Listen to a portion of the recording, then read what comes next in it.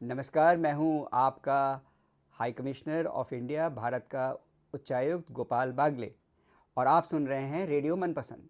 लगे रहिए, सुनते रहिए। दोस्तों, मैं हूं आपका मनपसंद आरजे मनीष।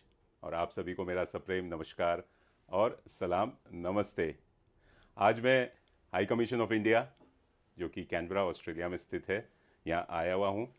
और इसकी खास वजह यह है कि मेरे साथ हैं हमारे नए भारतीय उच्चायुक्त यानी high commissioner of India to Australia, his excellency Shri Gopal Baglay जी।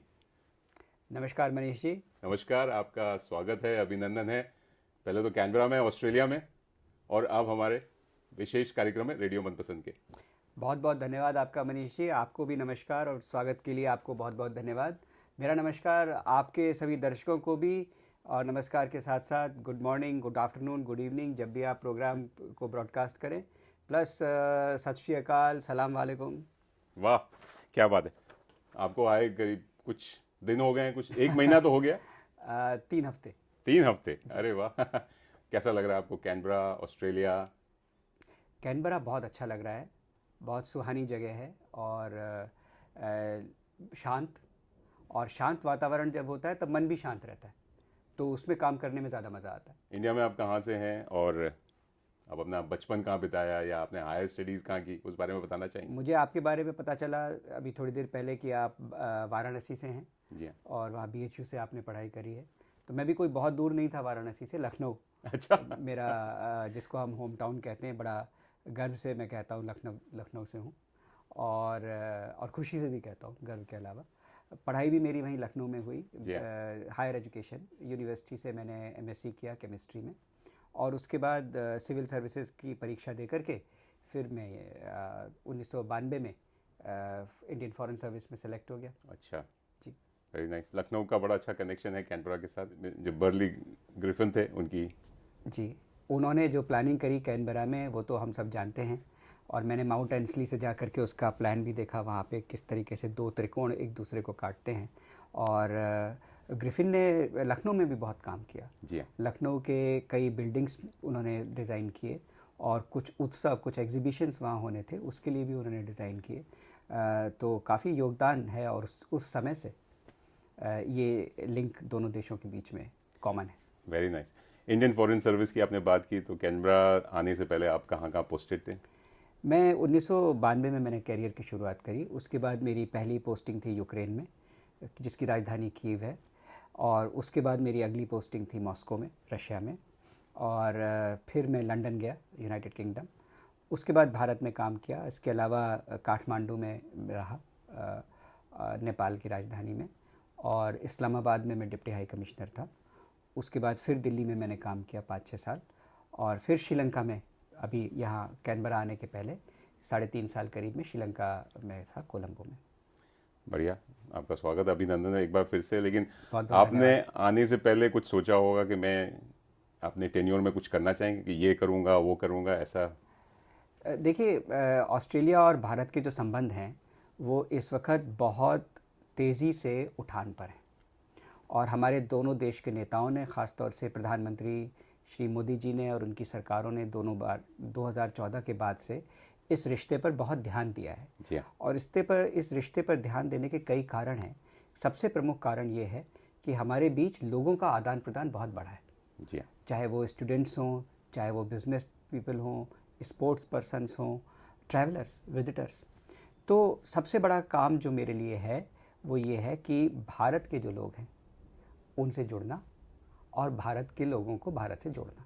क्या बात है। दूसरी चीज़ जो बहुत महत्वपूर्ण है वो है हमारे देशों के जो आर्थिक संबंध हैं। आप सब लोग जानते हैं, आपके दर्शक जानते हैं कि भारत कितनी तेज़ी से आगे बढ़ रहा बिल्कुल। है। आर्थिक ग्रोथ ही नहीं, लोगों का empowerment. The empowerment of people is central to any democracy. That is what is transforming India, क्या बात। Apart from the economic growth. इसके बारे में ऑस्ट्रेलिया को बताना, ऑस्ट्रेलिया में इस बात को समझाना और उनको ये इस बात में मदद करना कि किस प्रकार से वो जो बिज़नेस अपॉर्चुनिटीज़ हैं जी हाँ। वो भारत से इस्तेमाल करके दोनों देशों के जो आर्थिक संबंध हैं उनको मजबूत बना सकते हैं। मेरे आने के पहले पिछले साल बहुत बड़े बड़े कदम उठाए गए। ईसीटीए हुआ, उसका बहुत प्रोडक्टिव, बहुत सफल इम्प्लीमेंटेशन हो रहा है। स्टूडेंट्स के लिए हुआ, माइग्रेशन के लिए मोबिलिटी एग्रीमेंट हुआ, मेट्स का अभी अनाउंसमेंट किया गया है कि इस साल तक वो इम्प्लीमेंटेशन होगा। इस प्रकार के बहुत सारे कदम उठाए गए हैं। डिफेंस एंड सिक्योरिटी में भी हम लोग बहुत साथ कोऑपरेट कर रहे हैं। अभी आपने सुना होगा पर्थ में इंडियन ओशन कॉन्फ्रेंस हुई, जी हाँ। जो कि एक ट्रैक 1.5 इवेंट है, मतलब सरकार नहीं उसको ऑर्गेनाइज करती, थिंक टैंक करते हैं, सरकार सहयोग करती है। तो उसमें हमारे विदेश मंत्री भी थे और यहाँ की विदेश मंत्री महोदया भी थी। कई देशों के विदेश मंत्री, यहाँ तक कि श्रीलंका के राष्ट्रपति भी आए और 40 के आसपास देशों से वहाँ पे रिप्रेजेंटेशन था। और सबसे इम्पॉर्टेंट बात है कि जो ऑस्ट्रेलिया का ये छवि है कि ऑस्ट्रेलिया पैसिफिक कंट्री है, वो पूरी पिक्चर नहीं है। राइट। पर्थ तो जैसा आप जानते हैं इस इंडियन ओशन के हिंद महासागर के ईस्ट कोस्ट पर है। तो बिल्कुल। ये इस कॉन्फ्रेंस को पर्थ में ऑर्गेनाइज करना, ये भी अपने आप में एक बहुत महत्वपूर्ण कदम था। तो इसी प्रकार से मेरा टेन्योर, देखिए मैं तो कुछ समय के लिए यहाँ पर हूँ, आप लोग यहाँ पे हैं जो भारत के समुदाय के लोग हैं, उनको हम कहते हैं परमानेंट एम्बेसडर हैं। अच्छा, तो आप लोगों की मदद करना मेरा सबसे प्रमुख काम है। बहुत बढ़िया। आपने बात की भारत और ऑस्ट्रेलिया के संबंध के बारे में, लेकिन मैंने देखा है टूरिज्म बहुत बड़ा है अभी हाल ही में। भारतीय लोग ऑस्ट्रेलिया बहुत आ रहे हैं और ऑस्ट्रेलियंस बहुत भारत जा रहे हैं, तो जी, मैंने जो देखा वो ये कि पिछले कुछ दिनों में, 3 हफ्ते से कुछ समय में मैंने कम्युनिटी ऑर्गेनाइजेशन से मुलाकात करी। उन्होंने बड़े वार्मली मेरे को बुलाया अपने फंक्शंस में। पोंगल का फंक्शन था, 26 जनवरी ऑस्ट्रेलिया डे के फंक्शन थे, रिपब्लिक डे के फंक्शन थे, और भी कुछ फंक्शंस में। और जहाँ भी गया हूँ, पर्थ भी गया, तो कम्युनिटी से बात करी। जनरली मुझे ये लगा है कि जो आउटरीच है हमारी, वो ठीक है, लेकिन इसके साथ साथ हमें और इसको बढ़ाने की कोशिश करनी है। कुछ जगह ऐसी भी हो सकती हैं जहाँ पे से अभी उनको हमें कनेक्ट करने में दिक्कत होती हो, और ये सर्विसेज देना। देखिए, पिछले 10 साल में एक ही बहुत बड़ा बदलाव आया है। जी। जैसे मैंने कहा, डेमोक्रेसी में people are at the front and centre.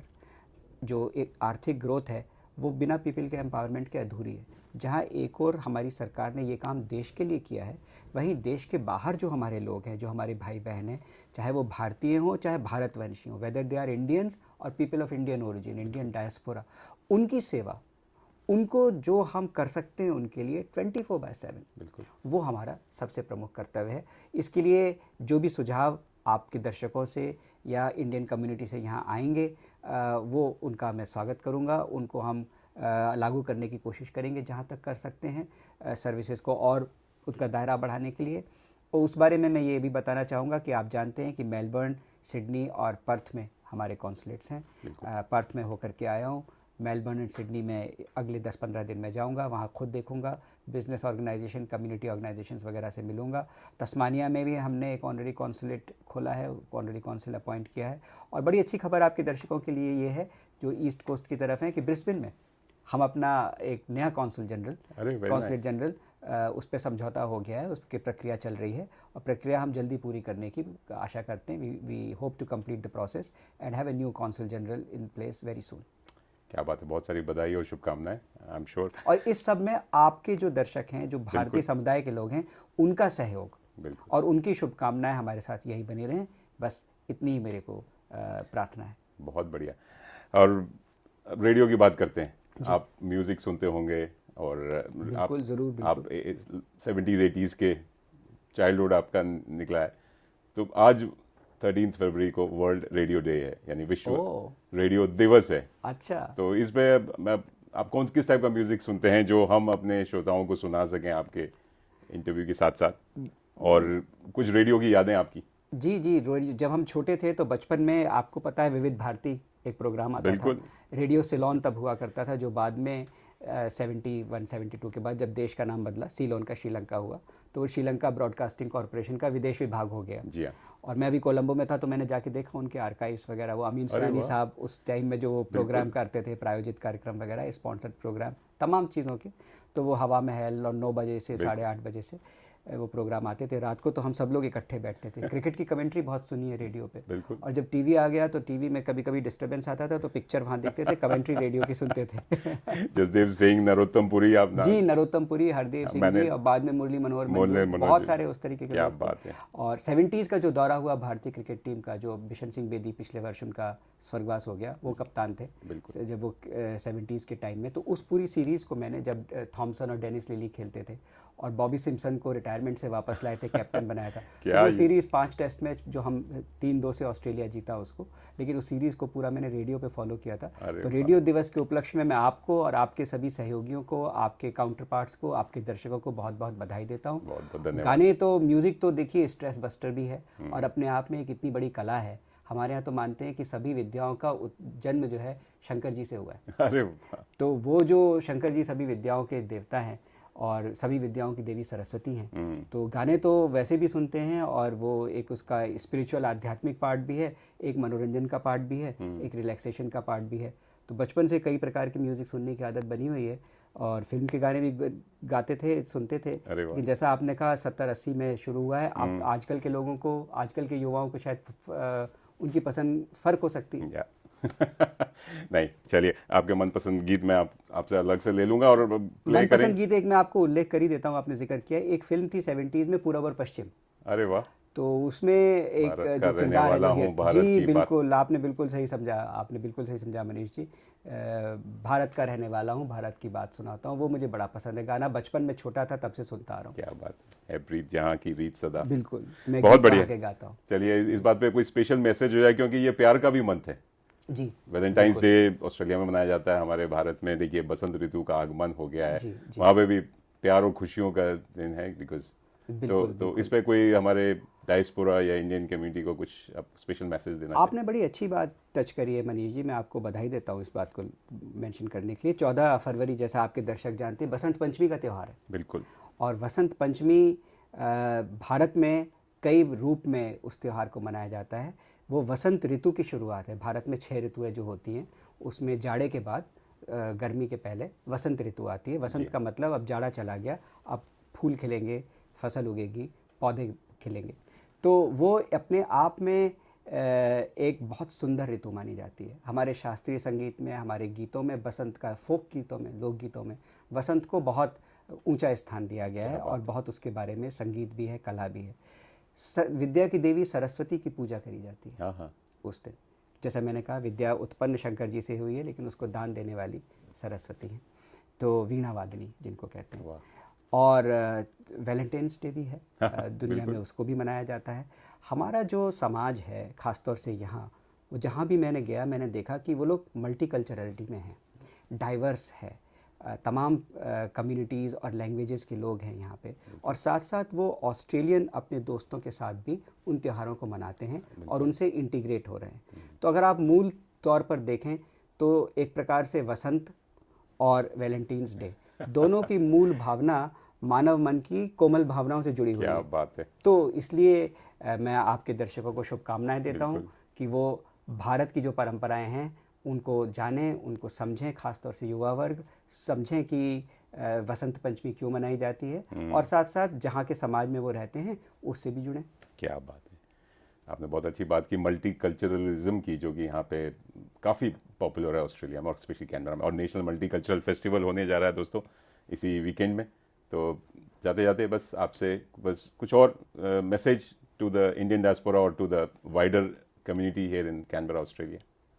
मुझे, आपने वसंत की जब आप बात कर रहे थे, तो भारत के भूतपूर्व माननीय प्रधानमंत्री श्री अटल बिहारी वाजपेयी जी, जिनको भारत रत्न भी दिया बिल्कुल गया, बिल्कुल। वो आपको शायद और आपके दर्शकों को भी पता होगा कि बड़े प्रसिद्ध कवि भी थे। हाँ हाँ, वक्ता तो थे ही, क्या बात है। कवि भी थे, और इनकी एक बड़ी फेमस किताब है 51 कविताएं, और भी हाँ हैं। जी, हाँ जी। उस 51 कविताओं में एक पंक्ति मुझे याद आ रही थी, अभी ठीक से याद शायद नहीं आ पा रही। पूरी कविता तो है, लेकिन एक पंक्ति उसमें वसंत से भी संबंधित है। अरे वो है टूटे हुए तारों से, टूटे हुए हुए, तारों से फूटे बासंती स्वर, वाह, पत्थर की छाती से उग आया नव अंकुर। क्या बात। In the hard stone there is a new plant which is germinating, new blooming. new bloom coming, exactly।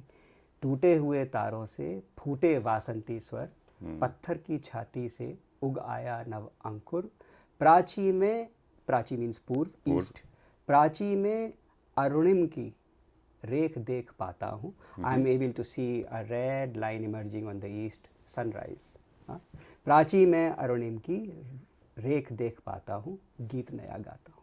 क्या गीत बात नया है, क्या गाता हूँ। बात है। वाजपेयी जी का है। बहुत बढ़िया, बहुत बढ़िया। अरे क्या आपने तो समा बांध दिया। और आप तो कविताएं भी पढ़ते भी हैं, लिखते भी नहीं नहीं, होंगे, तो कविता पढ़ता हूँ।